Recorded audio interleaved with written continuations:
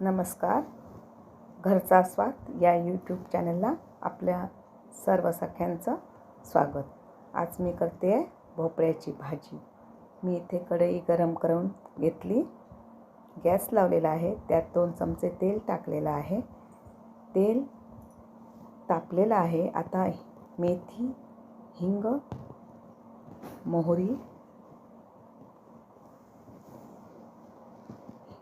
असं टाकून खमंग फोडणी करून घेणार आहे.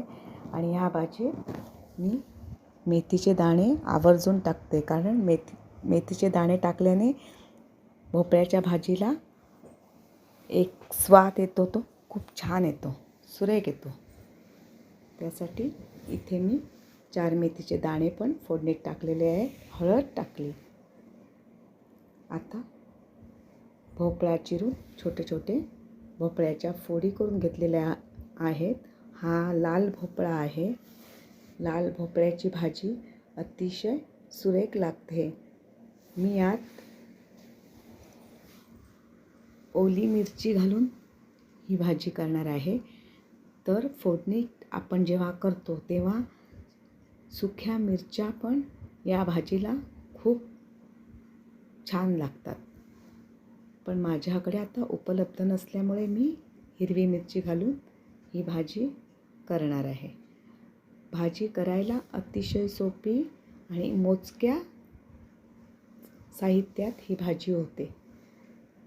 चला तर मंडळी, ही भाजी थोडी परतून घेऊया आणि या भाजीवर वर झाकण ठेवून त्यावर पाणी ठेवूया.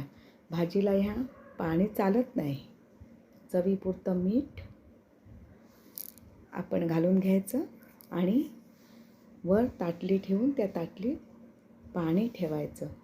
म्हणजे त्या पाण्याची वाफ होऊन वाफेचं पाणी सगळं भाजीत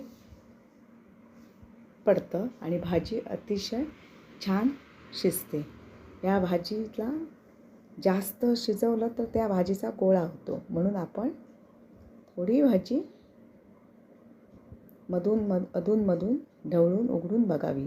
जास्त शिजल्यानंतर अगदीच गोळा झाला की भाजी वेगळी लागते. त्यामुळे अगदी अधूनमधून ढवळून घेऊन ही भाजी बघावी. एकदम करायला सोपी रेसिपी. माझी ही रेसिपी आपल्याला आवडली असेल तर माझ्या चॅनेलला